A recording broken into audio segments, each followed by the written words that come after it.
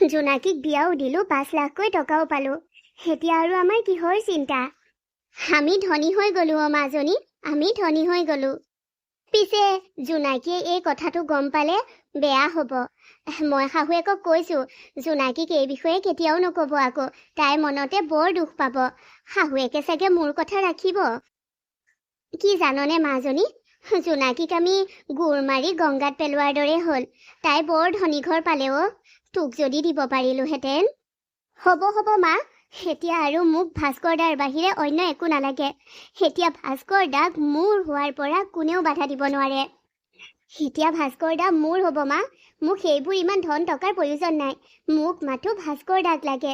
ভাস্কৰ দাৰ জীৱনৰ পৰা জোনাকীক আঁতৰালো। এতিয়া আৰু আমাৰ কিহৰ চিন্তা? মই ভাস্কৰ দাৰ লগত বিয়া হ'ম মা। ভাস্কৰনো কেতিয়া আহিব? সি যোৱাও আজি 7-8 দিনহে হৈছে, 15 দিন লাগিব বুলিয়ে কৈছিল। ঐ, ভাস্কৰ আহিলে কথাবোৰ কেনেকৈ সমাধান কৰা হ'ব বাৰু?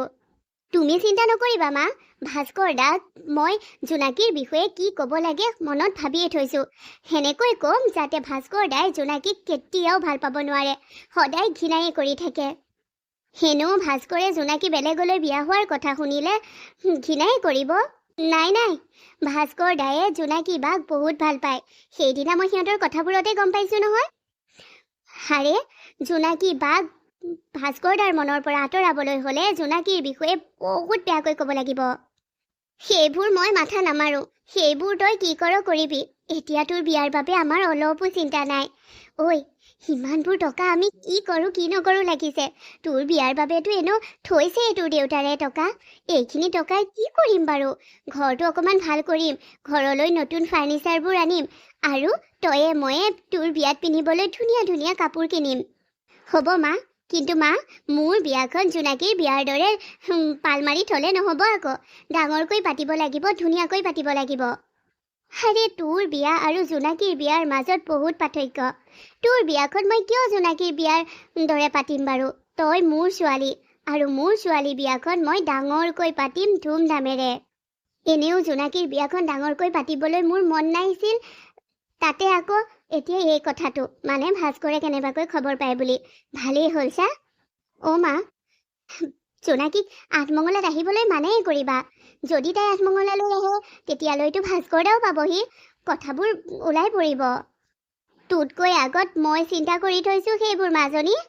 মই জোনাকীৰ শাহুৱেকক কৈ পঠাইছোঁ, আমাৰ ফালে আঠমঙলা অহাৰ নিয়ম আছে যদিও এতিয়া আঠমঙলা আহিব নালাগে। তাই মাক দেউতাক মৰা যিহেতু আঠমঙলা বুলি আমাৰ এইফালে নিয়ম নকৰে। ঘাট মাউৰা ল'ৰা ছোৱালীৰ ঘাট মাউৰা ছোৱালীৰ আঠমঙলাৰ নিয়ম নকৰে, কাৰণ মাকেহে ৰান্ধি থয় আনবিধ। এতিয়াতো মাক নাই, মই মাকৰ ঠাই ল'লেও সেইখিনি ল'ব নোৱাৰোঁ, সেইদে ক'লোঁ। অ' মোৰ মৰমৰ মাজনী, বহুত কিউট হয় তুমি। হ'ব দে, ইতিমধ্যে চাগে জোনাকী শহুৰেকৰ ঘৰত পালেগৈ। আমি কাপোৰ কানি সলকাওঁ। আমি ঘৰ দুৱাৰো ভাল কৰিব লাগিব। এতিয়াৰ পৰা জোনাকীৰ ৰুমত তই থাকিবি। এনেও সেইজনী কেতিয়া যায় দেখিছিলোঁ। এতিয়াৰ পৰা সেই ৰুমটো কেৱল মোৰ হ'ব। বাইদেউ, আপুনি মোক মাতিছিলে? চম্পা, তোক মাতিছিলোঁ মই। শুন, তোক মই ভালদৰে কৈছোঁ, সকলো ষ্টাফৰ মানুহকে বুজাই দিছোঁ, কিন্তু তোক স্পেচিয়েলি কৈছোঁ, কাৰণ তই এই ঘৰখনত থাকিয়ে ল যে, সেইবাবে তোক এইবোৰ কথা ক'ব লাগে বুলি মই ভাবিছোঁ আৰু কৈছোঁ। নতুনকৈ অহা বাইদেউৰ সকলো খা খবৰ, সকলো ধৰণৰ কেয়াৰ ল'ব লাগিব তই। নতুন বাইদেৱে যাতে ক'তো একো অসুবিধা নাপায় তাৰ খেয়াল ৰাখিবি, নহ'লে আইতায়ে সকলোকে গালি দিব, ঘৰত কাকো শান্তিৰে থাকিবলৈ নিদিব। হ'ব বাইদেউ। বাইদেউ, এই মাত্ৰ মই নতুন বাইদেউক চাহ একাপ দি থৈ আহিছোঁ। চাহ খাম বুলি কৈছিল নেকি? এতিয়া চাহ একাপ খাবৰ মন গৈছে বুলি মোক কৈছিল। মাথাটো বোলে বৰকৈ বিষাইছে। ভালেই কৰিলি দে। চাহৰ লগত কি দিলি? কুকিজ আছিলে, কুকিজ দিলোঁ আৰু মিঠাই দিলোঁ। নিজে কিবা এটা বনাই দিব নোৱাৰিলি নে বাৰু? গাঁৱলীয়া মানুহে এই কিনা বস্তুবোৰ খাই বৰ ভাল নাপায়, ঘৰত বনোৱা কিবা ভাল পায়। বাৰু হ'ব দে, একো নাই, আজি তেনেকৈয়ে খাওক বাৰু, তই ধ্যান ৰাখিবি। ঠিক আছে বাৰু বাইদেউ। বাইদেউ, কথা এটা কওঁনে? চোন, কি কথা? নতুন বাইদেউ বৰ ধুনীয়া দেখিবলৈ। আমাৰ দাদাৰ লগত বৰ ধুনীয়াকৈ মিলিছে। ইমান ধুনীয়া দেখিবলৈ। হয় নেকি?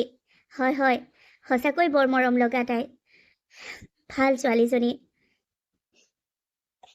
মোৰ মনে কি কয় জানেনে? এই বাইদেৱে ঘৰ ধৰিব পাৰিব। আমাৰ মানে এই ঘৰখন ঘৰ হৈয়ে থাকিব। বহুত ভাল। এদিন লগ পাই এদিন দেখিয়ে তই চাৰ্টিফিকেট দিব নোৱাৰ। যাওক, সময় পাৰ হওক, তাৰপিছতহে গম পাম। পিছে মোৰ মতেও জোনাকী বেয়া হ'ব নালাগে। জোনাকী সঁচাকৈ ভাল ছোৱালীজনীয়ে লাগিছে। তোক মই খবৰ এটা দিয়াই নাই নহয়। কি খবৰ বাইদেউ?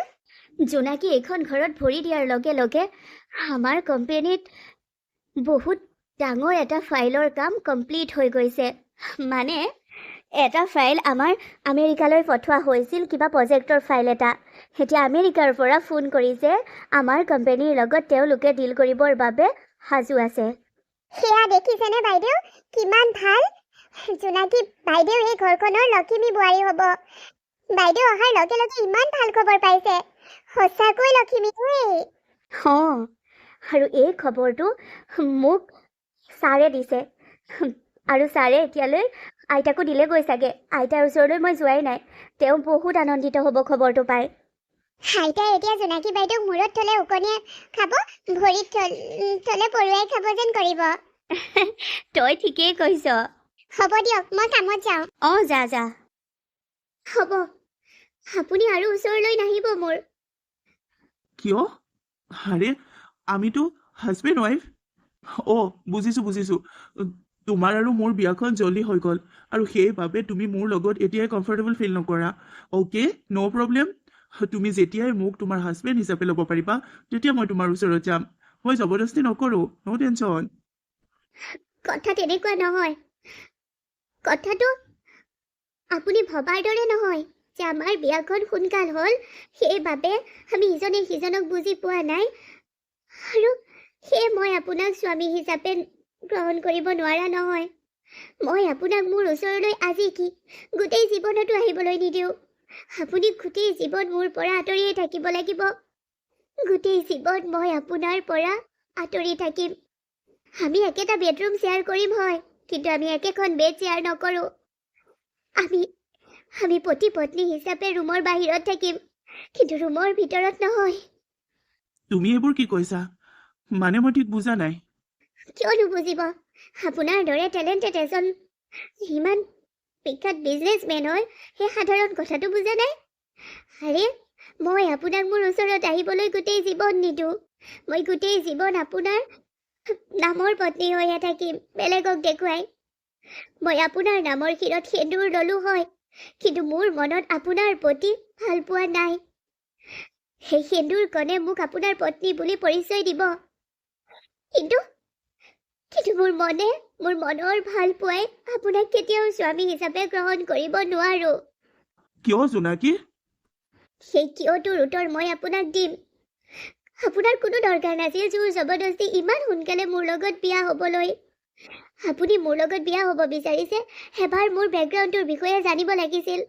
এবাৰ আপুনি মোক সুধিব লাগিছিল মই কাৰোবাক ভাল পাওঁ নে নাপাওঁ। কিয় এবাৰো নুসুধিলে আপুনি? ডাইৰেক্ট বিয়া। কিয়নো তুমি বিয়াত আপত্তি নাই বুলি কৈছিলা, সেইবাবে মই এইবোৰ সুধিব লাগে বুলি নাভাবিলোঁ। আপত্তি নাই বুলি মই বাধ্যত পৰি কৈছিলোঁ, কিন্তু আপুনিতো এজন জনা বুজা মানুহ। আপুনি এজনী ছোৱালীক বিয়া পাতিব ওলালে সেই ছোৱালীজনীৰ বিষয়ে গাঁৱৰ দুই এজনক সুধিব লাগিছিল। আপুনি সেই ছোৱালীজনীৰ বেকগ্ৰাউণ্ডটোৰ বিষয়ে চাব লাগিছিল। মই বেলেগ কাৰোবাক ভাল পাওঁ, আৰু যাক ভাল পাওঁ তেওঁক গোটেই জীৱন মই ভাল পাই থাকিম। কি? তুমি বেলেগ কাৰোবাক ভাল পোৱা? কিন্তু তুমি কিয় কোৱা নাছিলা মোক? তুমি বাধ্যত পৰি বিয়া হ'লা মানে? কোনে বাধ্য কৰালে তোমাক মোৰ লগত বিয়া হ'বলৈ? মোৰ খুৰীয়ে মোক ক'লে যে সেই ল'ৰাজনৰ লগতেই তই বিয়া হ'ব লাগিব। বিয়া নহওঁ বুলি ক'লে, ল'ৰাজনক পচন্দ নাই হোৱা বুলি ক'লে, মোৰ মৰা মুখ দেখিবি মই মৰি থাকিম। কেনেকে কওঁ মই আপোনাক পচন্দ হোৱা নাই, বিয়া নহওঁ বুলি? আপুনি মোৰ মুখখন দেখিছিল, মই কিমান আৱেগিক হৈ আছিলোঁ, কিদৰে মন মাৰি আছিলোঁ। এবাৰো আপুনি কিয় নাভাবিলে যে মই আপোনাৰ লগত সুখী হ'ব নোৱাৰো? মই ভাবিছিলোঁ তুমি তেনেকৈয়ে থাকা। তুমি ইমান ভাল পাইছিলা কাৰোবাক? কোন হয় তেওঁ? ভাস্কৰ, মোৰ ভাস্কৰক মই বহুত ভাল পাওঁ। ভাস্কৰ? কোন হয় সেই ভাস্কৰ? ক'ত ঘৰ? তোমালোকৰ গাঁৱত নে অন্য ক'ৰবাত? আমাৰ গাঁৱৰে মোৰ বেষ্ট ফ্ৰেণ্ড নিশিতাৰ ককায়েক। ভাস্কৰে মোকো বহুত ভাল পায় আৰু মই ভাস্কৰক ভাল পাওঁ। তোমাক যদি ভাস্কৰে বহুত ভাল পায় তেন্তে তোমাৰ বেলেগৰ লগত বিয়া হৈছে বুলি গম পাই সি অলপো চেষ্টা নকৰিলে কিয় তোমাক নিজৰ কৰাৰ? তুমি বাধ্যত পৰিছিলা, কিন্তু ভাস্কৰটো বাধ্যত পৰা নাছিল। ভাস্কৰে নাজানেই যে তাৰ জোনাকী এতিয়া বেলেগৰ ঘৰত আছেগৈ, কাৰণ ভাস্কৰ গাঁৱত নাছিলে। ভাস্কৰ গুৱাহাটীত আছে, ইয়াত আছে। গুৱাহাটীত আছে? এটা ইণ্টাৰভিউ দিবৰ বাবে ভাস্কৰ গুৱাহাটীলৈ আহিলে আৰু ভাস্কৰ নথকাৰ সুযোগতে মোৰ খুৰীয়ে মোক আপোনালৈ বিয়া দি দিলে। কিন্তু এটা কথা আপোনাক মই আজিয়ে স্পষ্টকৈ কৈছো, মই ভাস্কৰক ভাল পাইছিলো, পাওঁ আৰু গোটেই জীৱন ভাল পাই থাকিম। ভাস্কৰৰ পৰা আপুনি মোক আঁতৰাব নোৱাৰে, কেতিয়াও নোৱাৰে। এতিয়া আপুনি যদি মোৰ সত্যবোৰ জানি মোক ঘৰৰ পৰা খেদি দিয়ক। মই ভাস্কৰক বিচাৰি উলিয়ামগৈ আৰু মোৰ বিশ্বাস আছে ভাস্কৰে মোক কেতিয়াও আঁকোৱালি ল'ব। তাৰ মোৰ ওপৰত বিশ্বাস আছে যে মই কেতিয়াও আনক মোৰ শৰীৰ, মোৰ মন সঁপি দিব নোৱাৰো। ভাস্কৰ, তুমি ধৈৰ্য ধৰা, নাকান্দিবা। আৰু তুমি ভবাৰ দৰে মই ইমান কঠিন হৃদয়ৰ নহয় যে ৰাতিখন মই তোমাক মোৰ ঘৰৰ পৰা খেদি পঠিয়াম। তুমি মোক সঁচাবোৰ কৈ দিলা, থেংক ইউ ছ' মাছ জোনাকী। তুমি এই কথাবোৰ মোক স্পষ্টকৈ আজিয়েই কৈ দিয়াৰ বাবে থেংক ইউ। তুমি কাৰোবাক সঁচা ভাল পাইছা, সেই ভালপোৱাজনৰ ওচৰলৈ মই তোমাক লৈ যাম। কি আপুনি নিব মোক ভাস্কৰৰ ওচৰলৈ? মই তোমাক কথা দিছো জোনাকী, ভাস্কৰৰ ওচৰলৈ মই তোমাক লৈ যাম আৰু ভাস্কৰ আৰু তোমাক লগ কৰাৰ দায়িত্ব মই লৈছো। তুমি মোক বিশ্বাস কৰি তোমাৰ সঁচা প্ৰেমৰ বিষয়ে কৈ দিছা আৰু মই তোমাক তোমাৰ প্ৰেমৰ লগত তোমাৰ সঁচা ভালপোৱাৰ লগত মিলাই দিব নোৱাৰিলে মই কেনেকুৱা পুৰুষ কোৱা? টেনশ্যন নল'বা, শান্তিৰে শুই থাকা। সেইকেইদিনত মই নোৱাৰিম, কাৰণ আজি কাইলৈ এইকেইদিন মই অফিচো যাব নোৱাৰোঁ আৰু ঘৰত মা আইতাইও বহুত প্ৰশ্ন কৰিব। তাৰপিছত তুমি অলপো চিন্তা নকৰিবা, মই সকলোবোৰ মেনেজ কৰি দিম আৰু ঘৰখনত মা আইতা পাপাক কিদৰে বুজাব লাগে সেইখিনি দায়িত্বও ময়ে ল'ম। আপুনি সঁচাকৈ কৈছেনে? আপুনি সঁচাকৈ মোক ভাস্কৰৰ ওচৰলৈ লৈ যাবনে? ভাস্কৰ মোক পুনৰ লগ কৰাই দিব আৰু আপুনি মোৰ লগত বিবাহ বিচ্ছেদ দি ভাস্কৰৰ লগত মোৰ বিয়াও পতাই দিব? দিম। যদি তুমি ভাল পোৱাৰ দৰে তোমাৰ ভাস্কৰে তোমাক ভাল পায় তেন্তে মই তোমালোকক একেলগ কৰাই দিম, তোমালোকৰ বিয়া কৰাই দিম। Thank you. আজিৰ যুগত আপোনাৰ নিচিনা ভাল মানুহ হয়তো খুব কমেই আছে। থেংক ইউ আপুনি মোৰ বাবে এইখিনি কৰিব বিচৰাৰ বাবে। মই বিয়াৰ আগত আপোনাক ক'ব নোৱাৰিলো, বিয়াৰ পিছত কৈছো। আপুনিও আপোনাৰ বন্ধু বৰ্গৰ ওচৰত লজ্জিত হ'ব, আপোনাৰ মা দেউতাৰ ওচৰত, আইতাৰ ওচৰত লজ্জিত হ'ব। মোক এইবোৰৰ বাবে ক্ষমা কৰি দিব প্লিজ। তুমি খোলা মনৰ ছোৱালী জোনাকী, তুমি ক'ব পৰা হ'লে কেতিয়াবাই মোক ক'লাহেঁতেন আৰু সময়ো নাপালা, তাতে তুমি বাধ্যত পৰিলা। তুমি বাধ্যত নপৰা হ'লে নিশ্চয় মোক ক'লাহেঁতেন আৰু আজি প্ৰথম দিনাই প্ৰথম ৰাতিয়েই তুমি মোক স্পষ্টকৈ কথাবোৰ কৈ দিছা। মই সুখী। এতিয়া তুমি শুই যোৱা, মই চোফাতে শুইছো, তুমি বেডত শুৱা। নাই নালাগে, মই চোফাত শুম। আপোনালোকৰ যিখন চোফা সেইখনতো আমাৰ সৰু বিচনা এখনৰ সমান, তাতে মোক আঁঠি যাব। আপুনি সদায় বিচনাত শুই থকা, আপুনি বিচনাত শুৱক। ন' প্লিজ, তুমি মোৰ এই কথাটো ৰাখা প্লিজ। ঠিক আছে, আপুনি মোক বিচনাত শুৱাটো বিচাৰিছে যেতিয়া মই বিচনাতে শুওঁ বাৰু। শুই যোৱা তুমি, মই অকণমান বাহিৰত ৰিলেক্স হৈ লওঁ। হ'ব দিয়ক।